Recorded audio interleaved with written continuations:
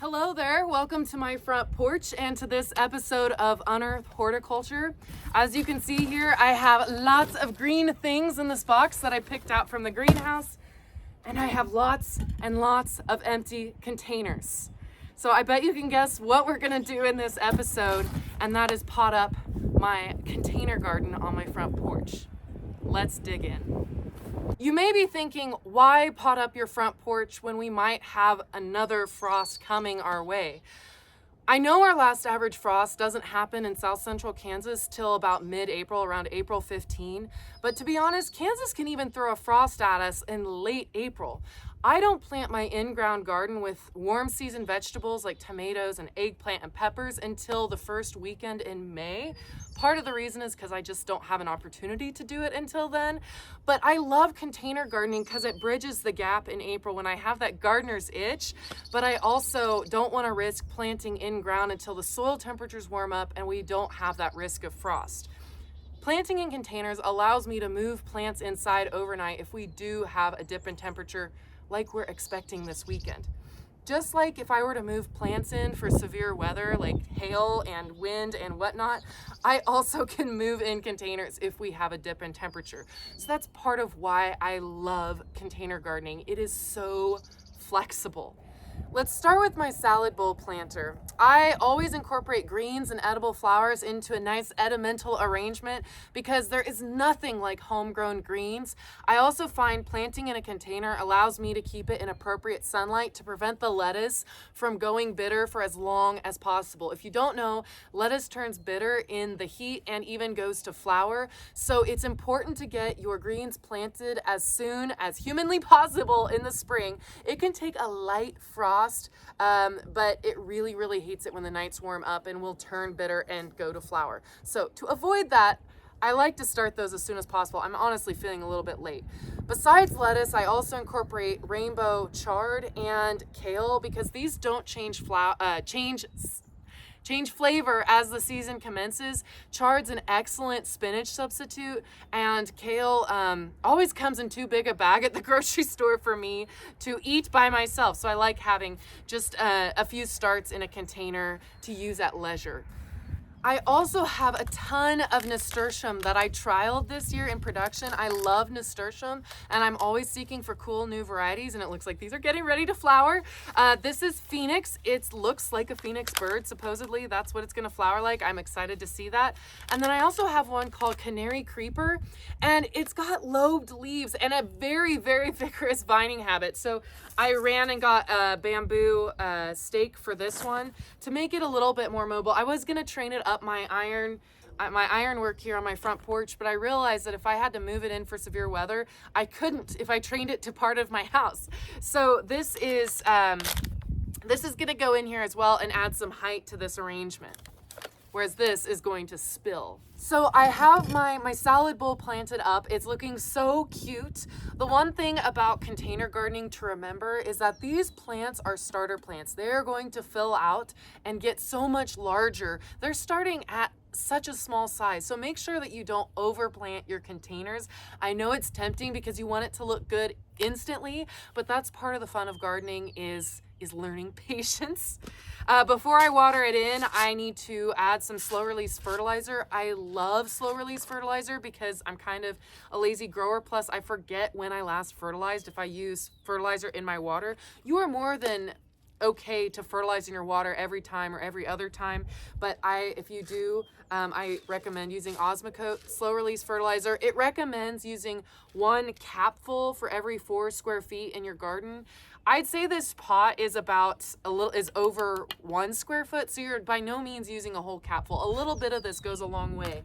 They also include a tablespoon, but for some reason they don't actually list those instructions for this on there, but I did measure 1 capful is equal to 3 tablespoons. So since this is a little bit over 1 square foot, I'm going to use 1 tablespoon. So a third of what it's saying to use for 4 square feet.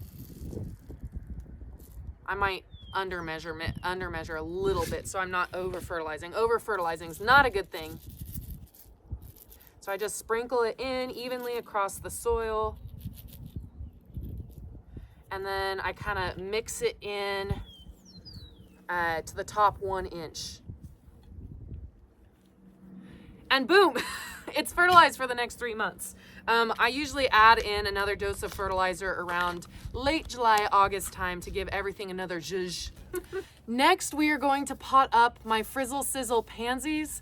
I love Frizzle Sizzle as a mix because it's got cute little undulate petals where they're wavy. These are a lot of these are broken. I always kind of take the rejects from the bus if I've broken them or messed them up.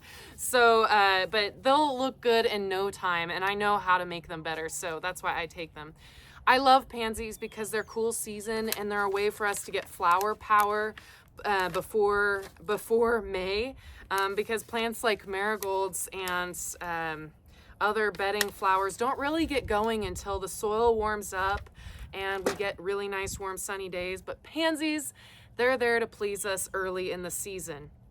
So I'm going to pot up a little bowl planter of pansies, so I've got that prettiness. Pansies are also edible if you grow them without pesticides that are rated for ornamental use. But because pansies are seen as ornamental by the USDA, they're not really regulated for edible consumption. So make sure that you know your grower and know that she doesn't spray them with chemicals that are not okay to consume. Because then pansies are so much fun to put on cakes, desserts, throw them in your lemonade just for a little extra fun. Throw a tea party. Anyways, I love pansies. They kind of have a wintergreen flavor. Same thing, I'm gonna fertilize it with my fertilizer.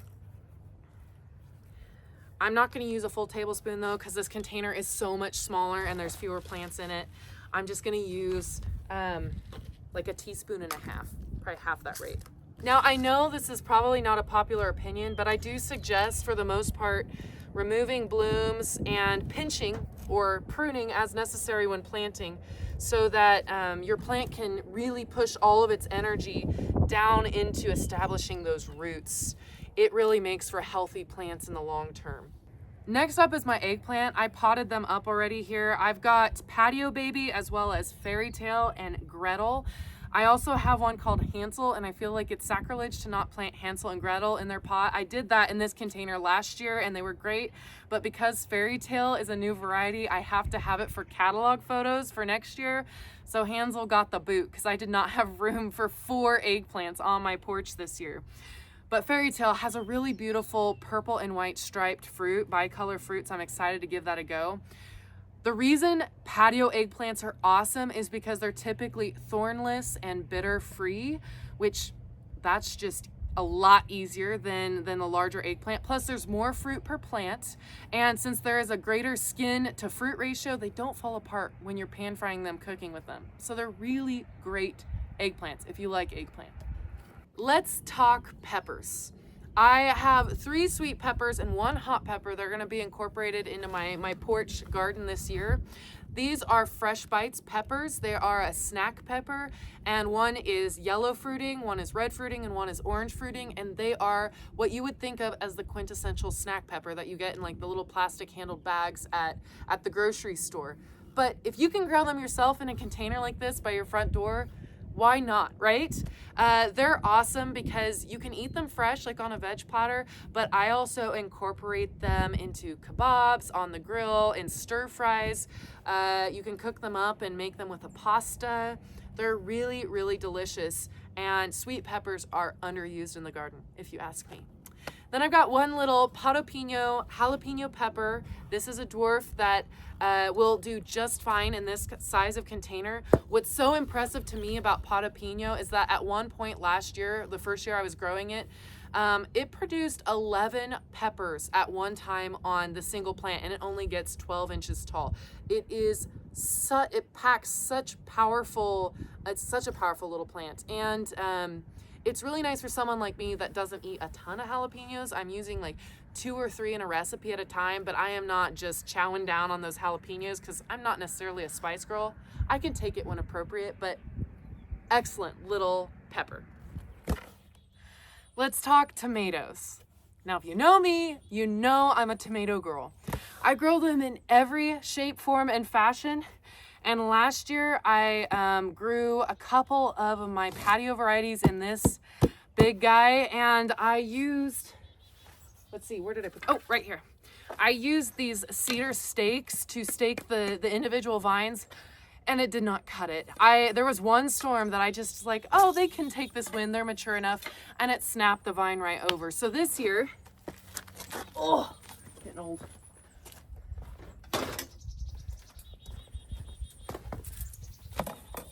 This year I dropped over to my local garden center and I got one of these cages. They're awesome. They're really cool. They extend so you can store them flat, and then they fold out. So this one's a 4-foot tall one, which these actually don't get. They get 3 to 4 feet. So this is as tall a cage as I will need. But I'm very excited to get to use that this year because I'm hoping it's going to prevent issues with the wind. Anywho, let's talk varieties because I've got 5 plants here. Yes, I'm growing 5 different tomatoes on my porch this year. I'm so ready. When talking container tomatoes, there's really 2 major mistakes that gardeners make. One, they choose the wrong container. They plant into either black rubber feed containers or galvanized tubs. And the problem with those is that when tomatoes are growing in at least 6 hours of light, they're going to be in hotter parts of the yard, and that sunlight in July and August is going to absorb that heat into the rubber, the black rubber or the metal, and it's going to fry those roots. So if you really want healthy plants, your best bet is to have nothing darker than this container color right here, this brown color, or green or white, something that's not absorbing that heat, because you don't want those roots to fry. The other mistake growers make is buying plants that are not genetically adapted to container growing. I have a few options for containers here that we're going to run through in a bit, but it's really important that at the very least you shoot for determinate tomatoes. Determinate just means that they're going to be shorter plants, they're going to be under 5 feet tall, so they're manageable with space in your containers, and they're also going to produce tomatoes in rounds. So sometimes if someone really wants a larger slicer that's not dwarf, I'll offer up my Phoenix as a variety because it's a determinate slicer tomato. But really, I really recommend using patio varieties that have been genetically tried and true for container growing. So right here, I've got 2 larger patio varieties that are going to go into this container together with this cage. Let's talk about those first. These are Tidy Treats and Patio Tomato. My Patio Tomato is a 4 to 6 ounce fruit, and my Tidy Treats is a cherry tomato. So my Patio Tomato is great for quartering for salads. It's a larger tomato that's still, the plant's only going to be 3 to 4 feet tall. It's not going to overwhelm your porch. Tidy Treats is just the cutest discovery I've made in the last few years in my business with genetics. Tidy Treats is a dwarf indeterminate tomato, which is crazy because most of the time when you're choosing patio varieties, they're always going to be determinate, which is very limiting because you have to wait on tomatoes to produce in rounds, and then you have to eat a lot of tomatoes every 2 to 3 weeks. So Tidy Treats, since it's indeterminate, is going to produce a couple, 2 to 4 handfuls of cherry tomatoes every week for you to eat. So it's really nice that they have a consistent stream of tomatoes coming off the plant, but the plant itself is staying shorter because it's a dwarf. I love Tidy Treats. It's especially great for people that don't want to harvest 8-foot tall cherry tomato plants, or if they love tomatoes themselves, but no one else in the household likes tomatoes. So these 2 are going into this container together. These tomatoes, on the other hand, are my 16-inch tall dwarf tomatoes. I have 2 Siam tomatoes. These are my favorites. If you follow me on social media, you know this. They are my red cherry. They're a larger cherry tomato. They're about 1.5 ounce fruit, which is really nice size for having on salads. And then this is Cocoa. This is a new cherry tomato. It's a dark burgundy variety, so I'm hoping it's going to be lower acid for those folks who really eat a lot of tomatoes and don't want cold sores in their mouth for the whole month of July. So anyways, Cocoa, I'm giving this one a go in its own pot, and then I always plant 2 Siams together in a little bit of a larger container because did I mention I like tomatoes? Anyways, So these are only going to get 16 inches tall. They're really great for people just getting started and wanting to do a little miniature gardening themselves. I love Everleaf Emerald Tower Basil. If you've never grown the tower basil before, you should. It has a very strong vertical habit. They say it can get 3 to 5 feet tall, but I harvest mine way too frequently to let it get that tall. My Thai tower basil has gotten that tall. But the best part about Emerald Towers is that it doesn't flower for 12 weeks longer than most Genovese basils start to flower. So I'm not always out here clipping blooms, making sure that it stays in vegetative growth.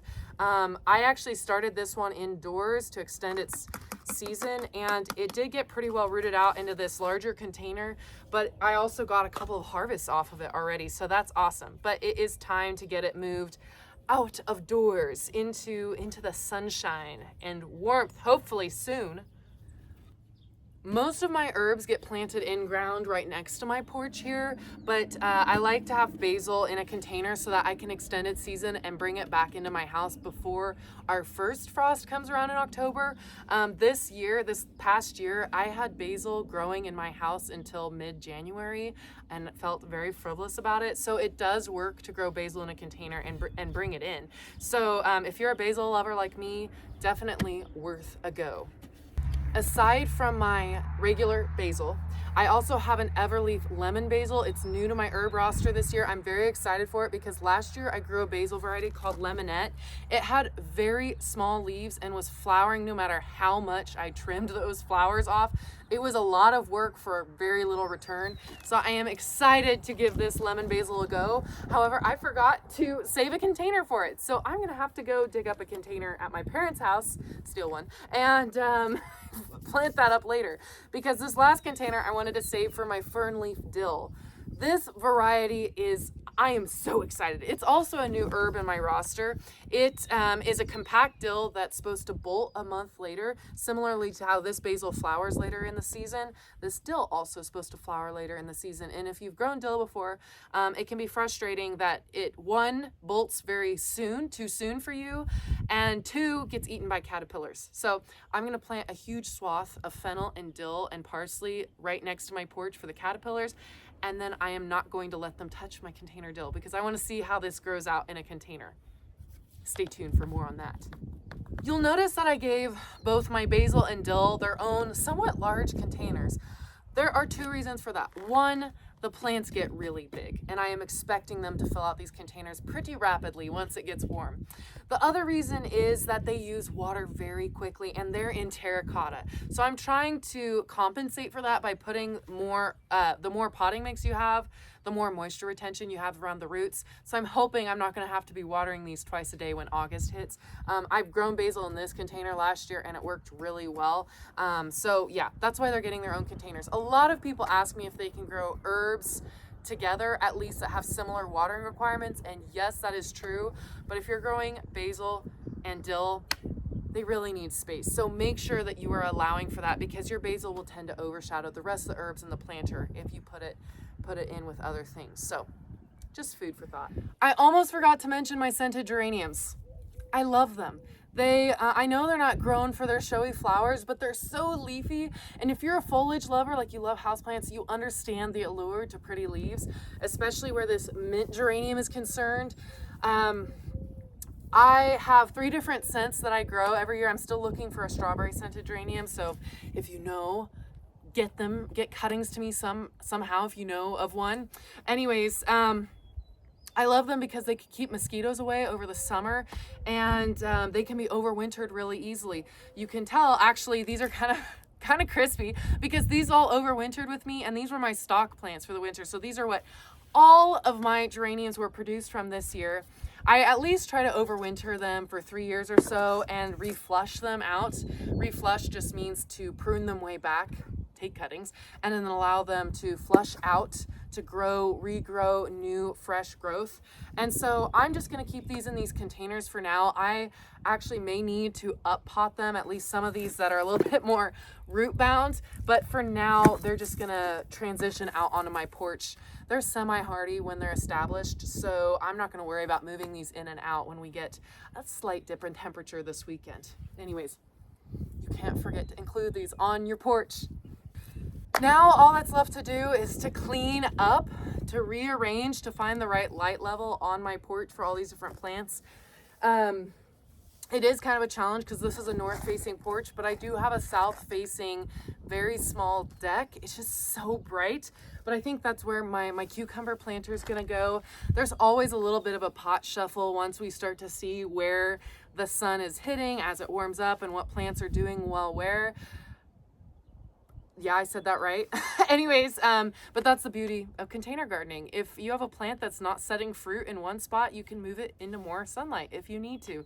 So that's just container gardening. It's really cool. I hope you enjoyed this episode of Unearth Horticulture.